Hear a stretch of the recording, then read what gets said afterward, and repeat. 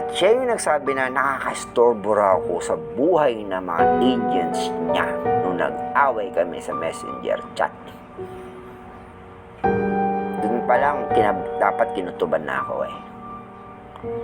Nakakastorbo ko sa buhay ng mga agents niya.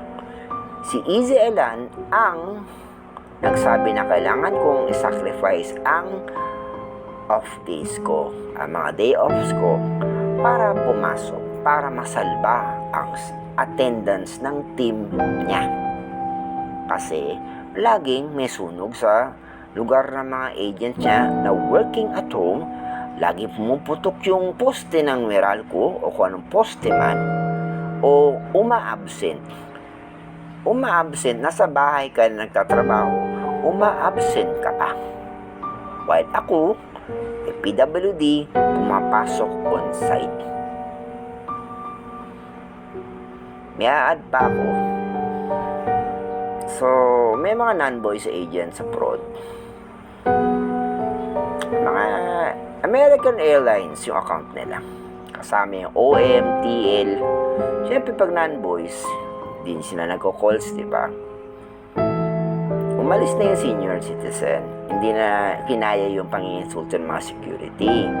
Saka, siyempre, hindi na rin kinaya yung paasa ng Everise na mag-work at home kami. So, ako lang naiwan.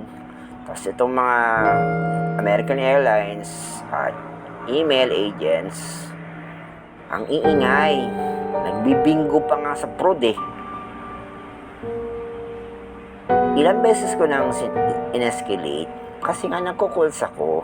Granted, isang agent lang ako nagko-calls, pero nagko-calls pa rin ako.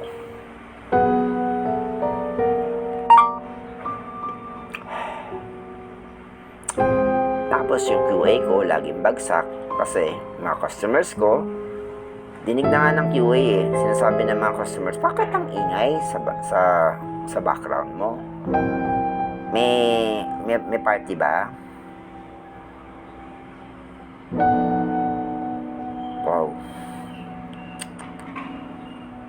Kung nasa bahay ako nag-work, tahimik yung tinitiran ko.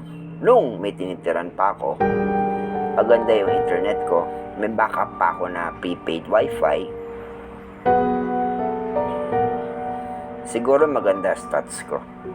And siguro naman, ang kapal na ng mukha ko pag umabsent pa ako, nasa bahay na nga ako nagtatrabaho.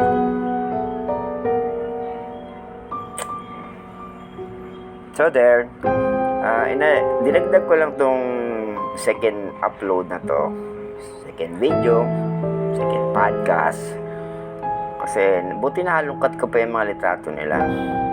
Sa cellphone na lang talaga yung inaasahan ko eh. Gusto ko nga isang like, gusto ko nga ibenta yung cellphone eh. Nga lang syempre, paano ako makakagawa ng YouTube video kung wala akong cellphone, di ba?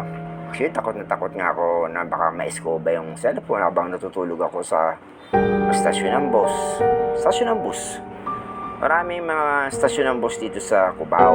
Along Cubao marami.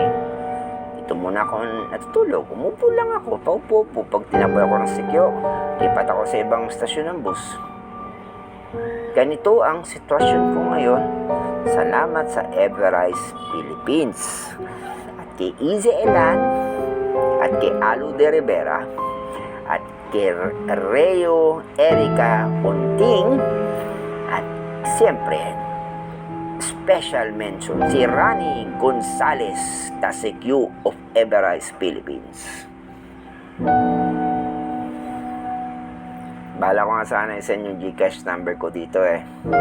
Padala niya naman ako pambili ng mami, sardinas. Kahit lugaw man lang, pasaya na ako. Kasi malamig eh. Ulan ng ulan. Konti lang yung damit na dala-dala ko. Wala akong matira. Wala akong trabaho. Tapos, binablacklist pa ako sa ibang BPO companies. Galing talaga, galing ng Everise Philippines. Pero, hindi lang Everise Philippines. Try ko, may load pa ako, kung kaya ng wifi, ikot ako sa mga BPO companies, ibang BPO companies pa. And aalamin ko, I will dig up the dirt sa mga companies na to.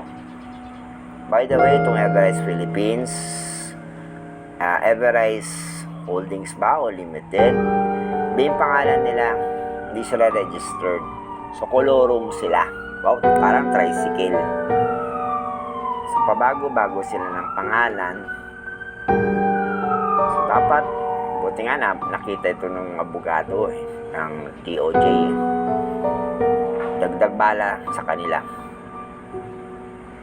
Ano, parang sabog ako magkwento kasi nga hindi naman ako sanay talaga gumawa ng YouTube channel Sorry wala akong scriptwriter. Buti nga natuto na ako mag-CapCut Pero what you see is what you get.